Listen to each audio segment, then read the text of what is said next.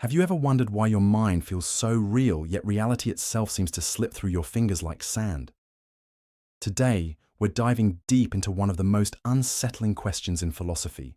Where does your mind end and reality begin? What you're about to discover will shake everything you think you know about your own existence. We'll explore how your brain constructs the very reality you inhabit, why consciousness might be an elaborate illusion, and what happens when the boundary between mind and world completely dissolves. This isn't just abstract philosophy. This is about understanding the fundamental nature of your experience right now, as you watch this video, as you think these thoughts, as you exist in this moment. Let's start with something that should terrify you. Everything you perceive right now is a hallucination. Your brain isn't passively receiving reality like a camera. Instead, it's actively constructing what you experience, painting a picture of the world based on limited, fragmentary information. Think about this. Your eyes can only see a tiny sliver of the electromagnetic spectrum. Your ears detect a narrow band of vibrations. Yet somehow, from these sparse inputs, your brain weaves together a rich, detailed world that feels absolutely real. How is this possible? The answer is prediction. Your brain is constantly generating expectations about what should be there, filling in gaps, making educated guesses. What you see isn't what's actually there. It's what your brain thinks should be there based on past experience and current context. Consider the blind spot in your vision. Right now, there's a hole in your visual field where your optic nerve connects to your retina, but you don't see a black dot. Your brain seamlessly fills in that gap, creating the illusion of continuous vision. You're literally blind to your own blindness. But this goes much deeper than simple perceptual tricks. Your entire sense of self, your feeling of being a continuous, unified person, is also a construction. The you that feels so solid, so real, so persistent through time, is actually a story your brain tells itself, moment by moment. Neuroscientist Anil Seth describes consciousness as a controlled hallucination. We're all hallucinating all the time. The only difference between what we call reality and what we call hallucination is that in reality, we all tend to hallucinate the same things. This brings us to a profound question. If your mind is constructing reality, then where does your mind end and reality begin? The boundary starts to blur when you realize that the external world you perceive is actually internal, a product of your brain's predictive processes. Your brain doesn't just predict what's out there, it predicts what's in here too. Your sense of having a body, of being located in space, of having thoughts and emotions, all of this emerges from the same predictive machinery. You don't directly experience your body, you experience your brain's model of your body. This has been demonstrated through experiments like the rubber hand illusion. When researchers synchronize touching a fake rubber hand with touching your real hand, which is hidden from view, something remarkable happens. Your brain begins to incorporate the rubber hand into its body model. You literally feel as if the fake hand is part of you. What's happening here reveals something profound about the nature of selfhood. The boundaries of yourself aren't fixed. They're flexible, malleable, constantly being updated by your brain's predictive processes. You are not your body. You are your brain's model of your body. But even more unsettling is this. You're not even your thoughts. The sense that there's a you having thoughts, making decisions, experiencing emotions, this too is a construction. It's what philosophers call the narrative self, the story your brain tells about being a continuous person through time. This narrative self feels incredibly real. It's the protagonist of your inner movie, the character you identify with most completely. But neuroscience suggests this character is fictional. There's no central command center, no unified self pulling the strings. Instead, there are multiple parallel processes creating the illusion of unity. Think about moments when this illusion breaks down. During meditation, some people report a dissolution of the sense of self. Under anesthesia, the self vanishes entirely. In certain neurological conditions, the boundaries of self become fluid, changeable. These aren't abnormal states revealing something broken. They're glimpses behind the curtain, showing us that the self we take for granted is far more fragile than we imagine. So if the self is a construction, and reality is a construction, then what's actually real? This question has haunted philosophers for millennia. Some, like the ancient skeptics, concluded that we can't know anything for certain. Others, like Descartes, tried to find an unshakable foundation for knowledge in the fact of thinking itself. But maybe we're asking the wrong question.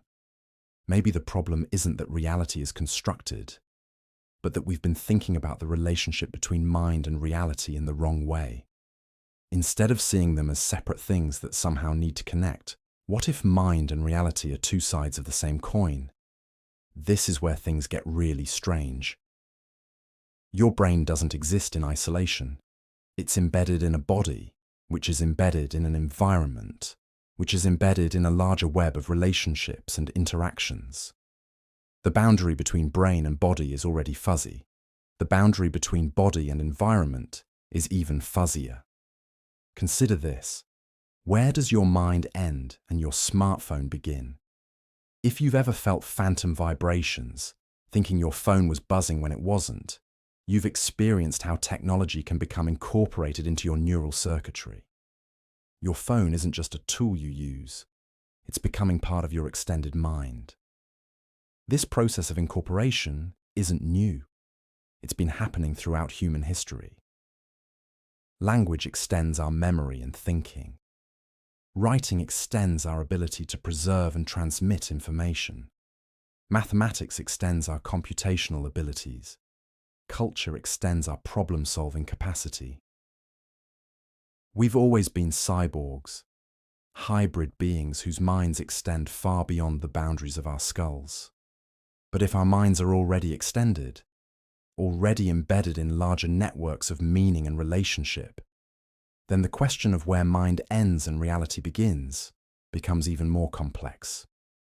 Maybe they don't have clear boundaries at all. This brings us to one of the most radical possibilities. What if consciousness isn't produced by the brain, but is rather a fundamental feature of reality itself?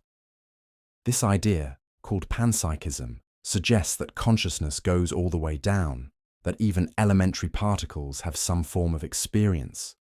It sounds crazy, but it's taken seriously by some philosophers and scientists. If consciousness is fundamental, then the hard problem of consciousness, the question of how neural activity gives rise to subjective experience, dissolves. Experience doesn't emerge from matter.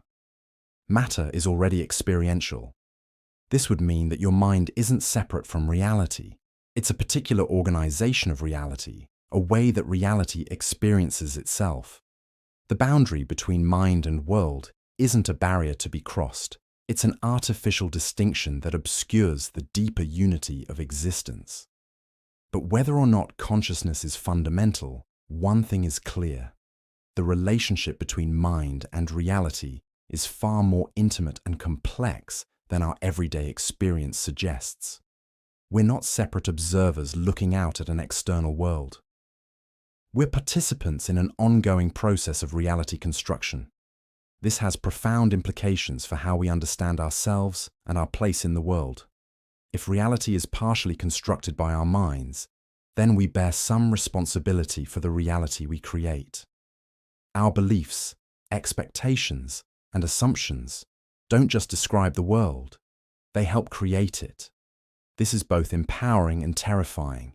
It means we have more agency than we might have thought, but it also means we can't escape responsibility by claiming that reality is simply given, independent of our involvement in it. Consider how this plays out in social reality. The institutions that govern our lives, money, governments, corporations, exist primarily as shared stories, collective hallucinations that we maintain through our agreement to treat them as real. Change the story, and you change the reality. But even physical reality is shaped by our involvement. Quantum mechanics suggests that the act of observation affects what is observed.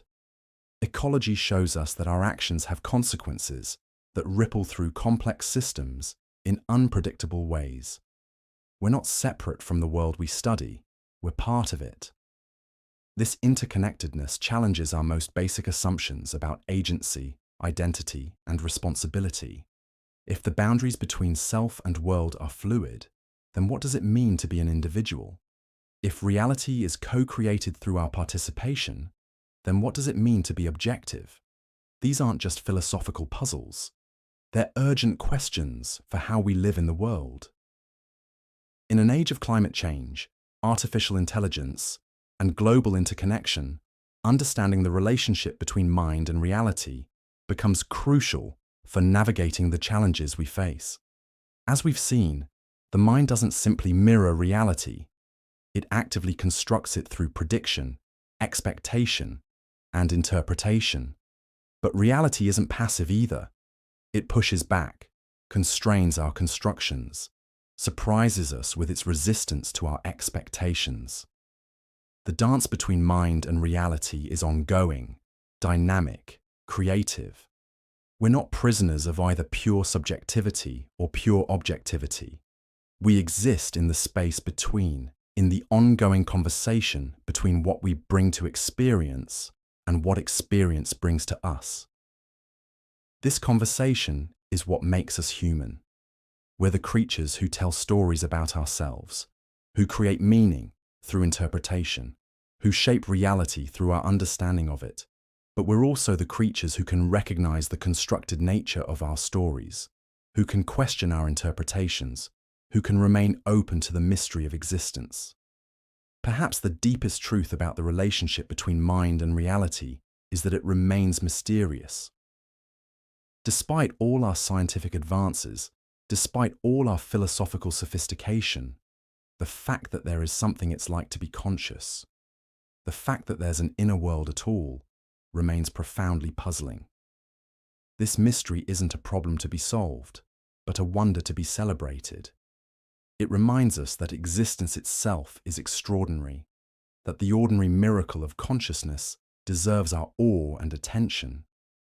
As you sit here, aware of these words, aware of your own awareness, you're participating in one of the universe's greatest achievements. The emergence of mind from matter, meaning from mechanism, experience from existence.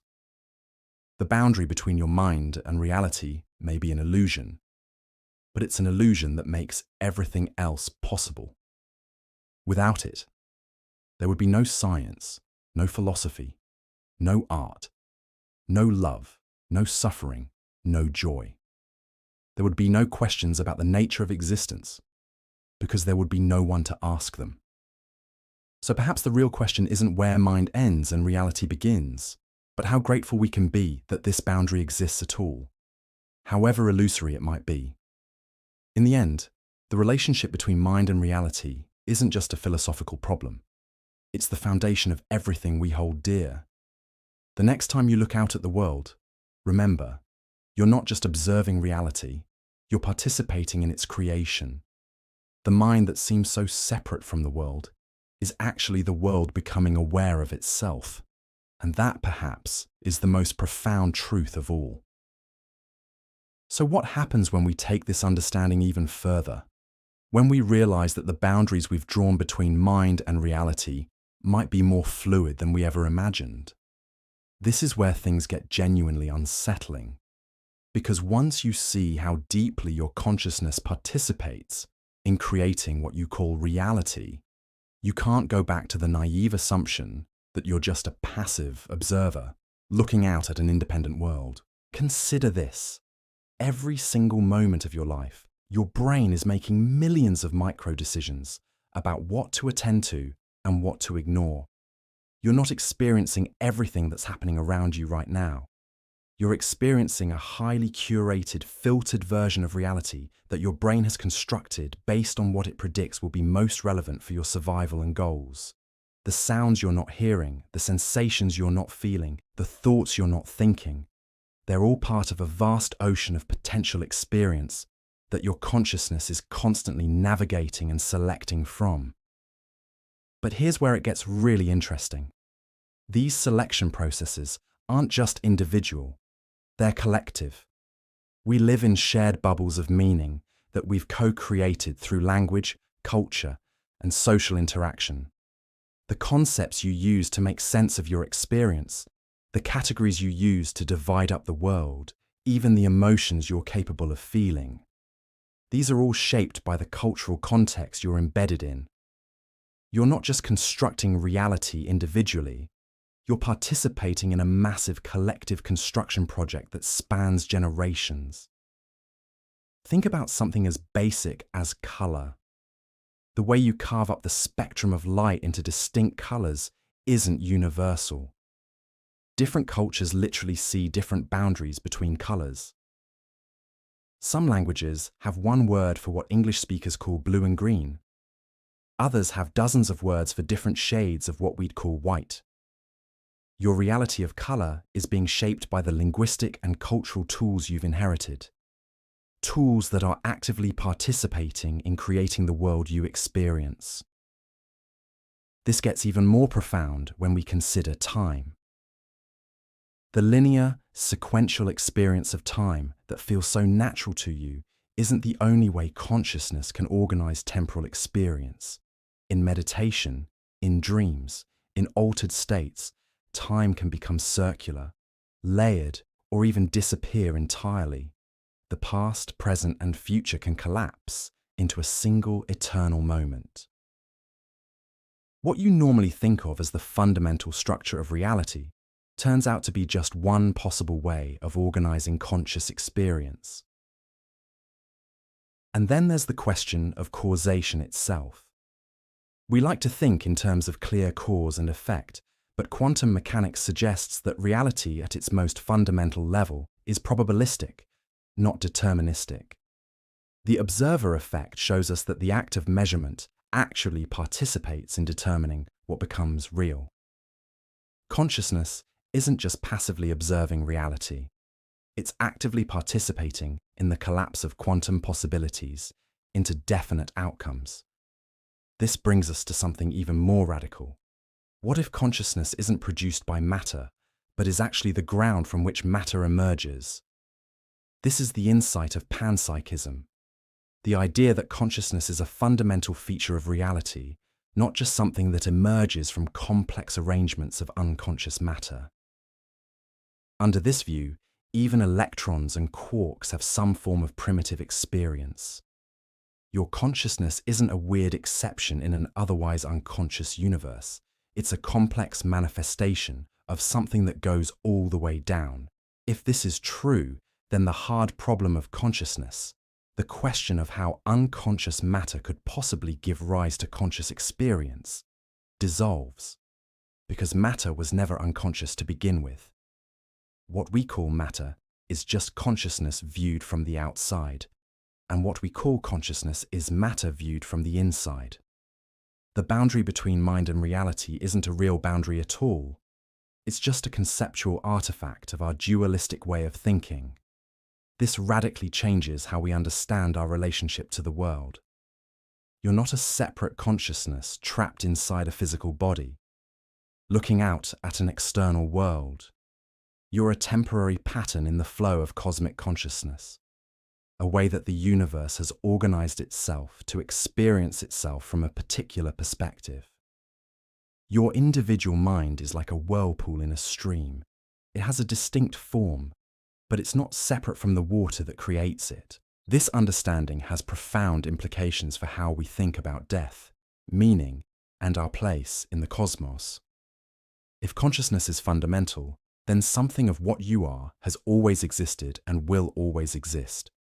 Not your personal identity, not your memories or your particular patterns of thought, but the conscious awareness that makes all experience possible. You're not going to survive death as yourself, but what you most fundamentally are was never born and can never die. This isn't just philosophical speculation anymore. we're beginning to see how these insights might transform our understanding of mental health, artificial intelligence, and even the nature of scientific knowledge itself. If reality is fundamentally participatory, if consciousness and cosmos are intimately intertwined, then we need new ways of thinking about causation, explanation, and what it means to understand something. The dance between mind and reality isn't just something we can observe from the outside. It's something we're always already participating in. Every thought you think, every perception you have, every choice you make is simultaneously discovering and creating the world you inhabit. The mystery isn't how mind emerges from matter or how we can know reality from the outside.